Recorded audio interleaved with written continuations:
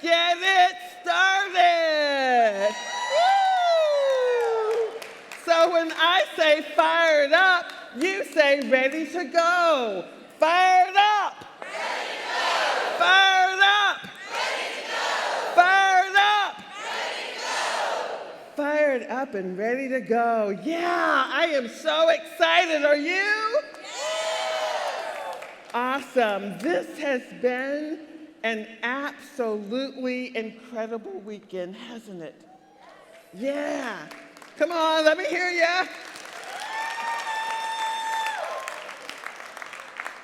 We have networked, we've shared ideas and learned new ones.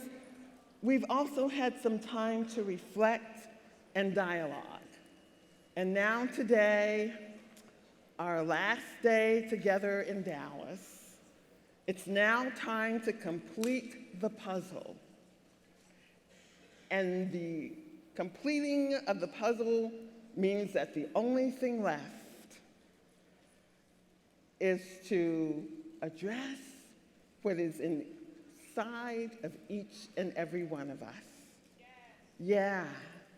And that is the decision to act. You know, we can choose not to act. We can choose to do absolutely nothing with what we've learned and the wisdom we've gathered here at this conference. But that, my friends, is a choice to maintain the status quo. That would be a choice. To not act would be a choice. To accept things the way they are in our classrooms and in our school buildings, in our districts, and in our communities. Is that what you want? Oh, come on, it's Sunday morning. Is that what you want? Good. Music to my ears. So what we need to do is to take the reflections and the conversations, and we need to make a conscious decision to advance public education in ways that we have not done so before. We have to make the conscious decision to advance public education in new and different ways. Because this weekend, it wasn't about a trip to Dallas. No. It wasn't about dynamic keynote speakers, and we've had plenty. It wasn't about that delicious barbecue you had on Friday. This summit is about empowerment. It's about packaging what you've learned and doing something extraordinary. It's about new rules. Yeah, let me hear you say it. New rules. Yes, sirree. It's about what we learned from Eric Ball on Friday. He talked about unthinking, reimagining, and reinventing our work. And the way that that's what leaders do, right? That's what leaders do, right? Okay, so it's Sunday morning. I was brought up in the Baptist church. So we do this call and response thing. So, so it helps me when I can hear you. So that's what leaders do, right? Because that's what matters. So many conferences that you attend won't ask you to do anything. In fact, that my friend Ruben over there. Hi, Ruben. How are you this morning?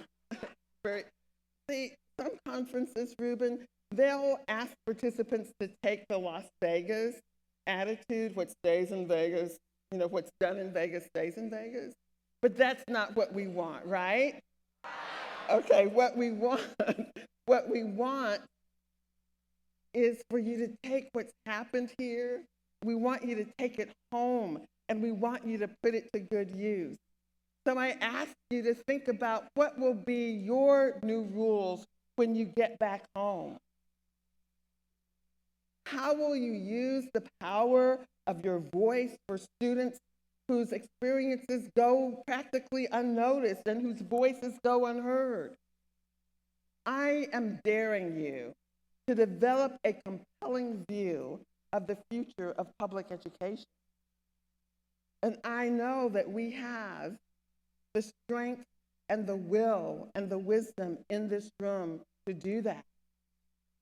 So I am daring you to see things not as they currently are, but as they could be, and as you want them to be, and to make it happen that way.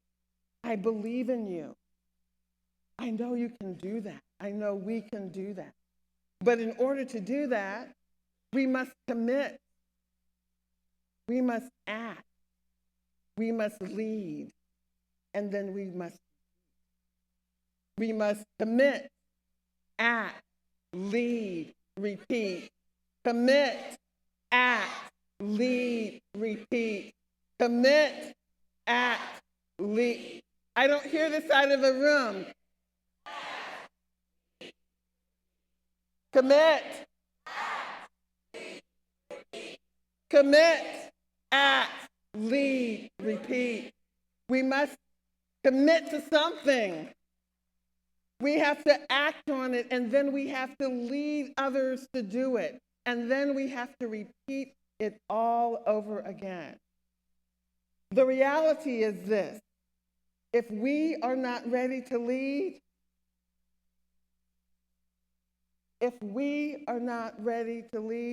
my friend Charles from Missouri, others are going to be stepping in for us. We know that, right?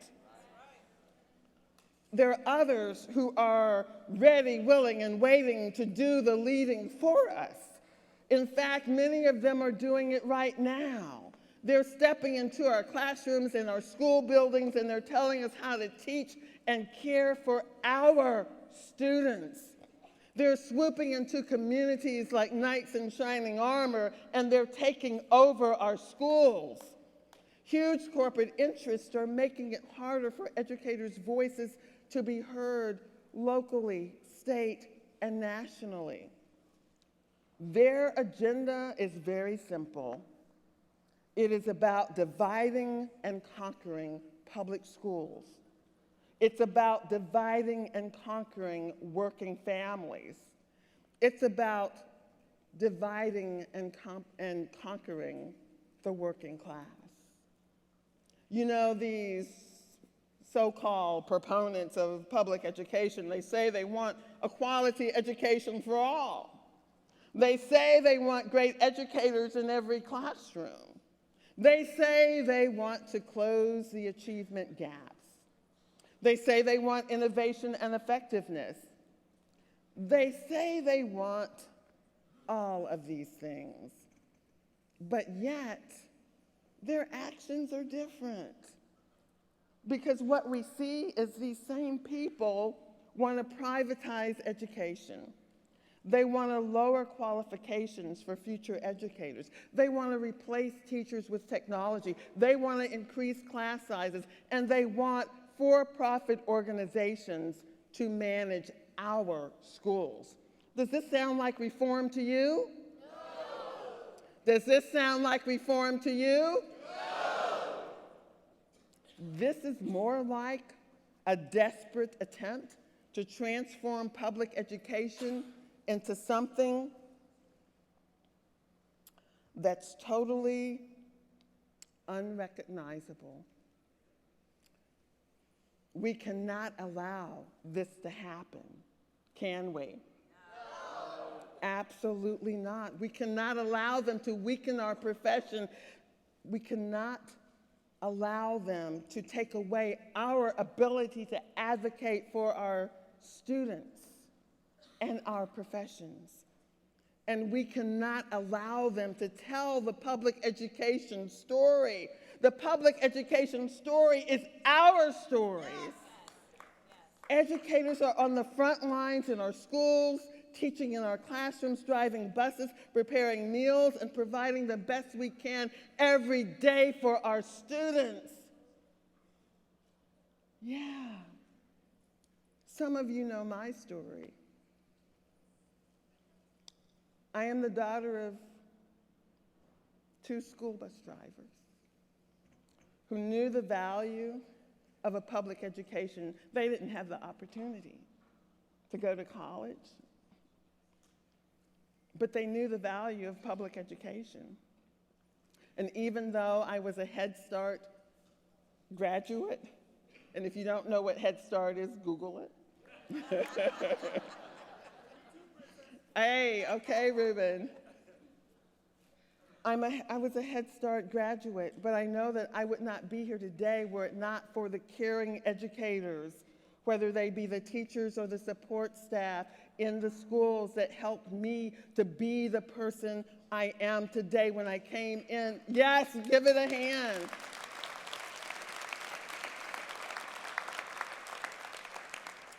When I came in and met Dr. Bertice Berry, whom I'll introduce later, she said to me, you're an introvert trying really hard to be an extrovert. And that takes a lot of energy. And I was like, yeah, how'd you do that? How'd you get me so quickly? Because when I was a kid, I was quiet and shy. And it took people who really wanted to help bring my skills out, those caring educators just like you, to help bring those skills out. And I will be forever grateful. And I will be forever grateful and a proponent of public education because I know from personal experience what it did for me because I'm the kid that many of us talk about today.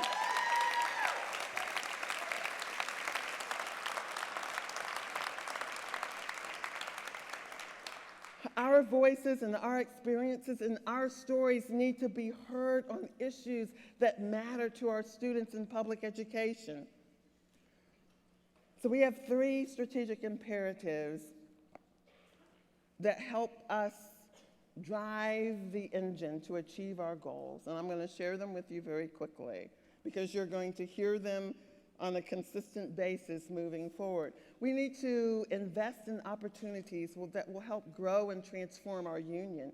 We have to build the capacity necessary to implement our priorities, and we have to defend our great union against attacks. And at the core of all of these initiatives is organizing. It is through organizing that we will build the strength of our union. Organizing has taught us that progress never happens on its own. It's the result of people pushing for change in communities across our great country. So many of you have heard about the NEA Ask an Educator 2016 National Listening Tour. And I'm going to ask how many of you visited the booth, and you're all going to raise your hands, right? Yes. It's right out there. I just want to take a moment to talk about the listening tour because it is about organizing, and what we know is that good organizing first begins with good listening. So the listening tours are an initiative started by the Center for Organizing at NEA, and it's focused on gathering educators' feedback on the major issues impacting our public schools. And I want to punctuate educators because I want to let you know that it's educators, but what we really mean, it's grassroots feedback. We're actually going to our affiliates, asking folks to come out and tell us what's important to them. And then we try to work with them to help them address, to help our grassroots, to help you, to help our members move forward to get their needs and concerns addressed. The tours so far have been absolutely mind-blowing. I've been in Louisiana, and I have been in, where have I been last week? Oh, somebody tell me.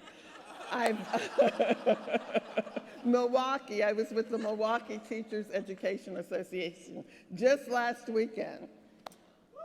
Yeah, that's really, yeah, thank you. And they were, with the Milwaukee Teachers Education Association, they were focused on community schools because the educators in Milwaukee know what's best for their students. and they believe that community schools best serve their students. Yes.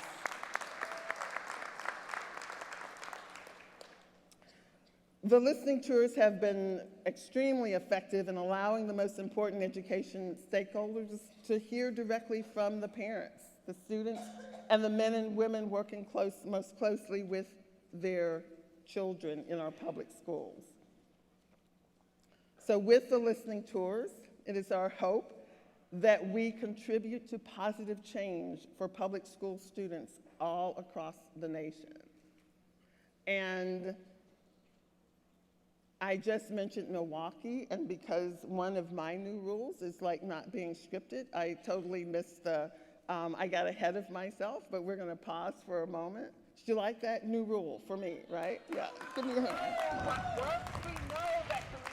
I would like to pause just for a moment to show a video clip. Take back our schools from the corporate profiteers who do not support the students that we serve. We must take back our schools from the politicians with cookie-cutter solutions that we know do not work.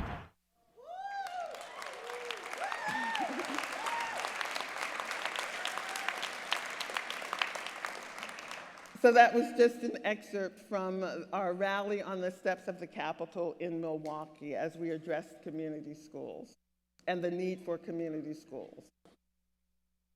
So the issues that are ahead of us may be very challenging, but I like to say that personally for me, I believe that out of every challenge there is opportunity.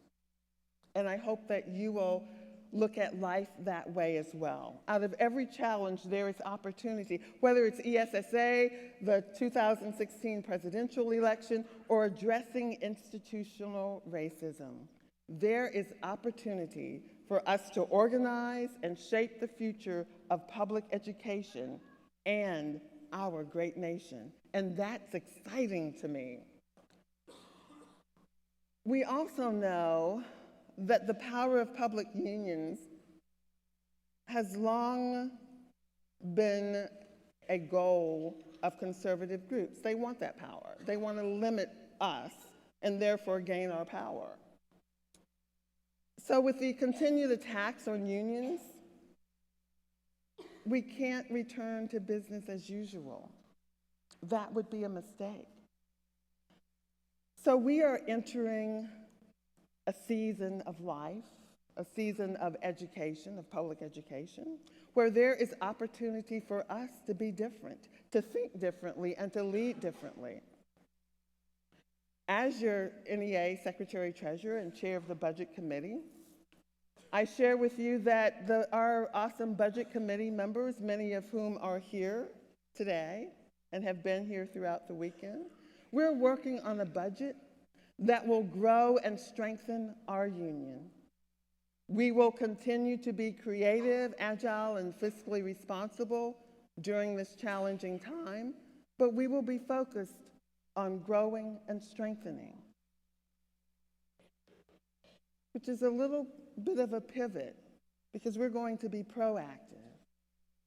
And that's my commitment to you as Secretary Treasurer.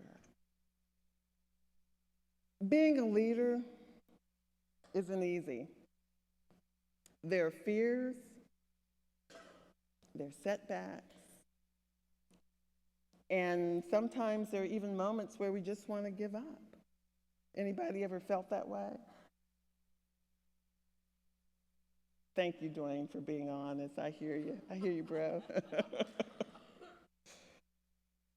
But there's one thing that I've learned. First of all, we can never give up.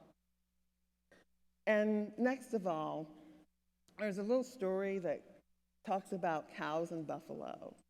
Did you know that when cows face a storm, they run away from the storm?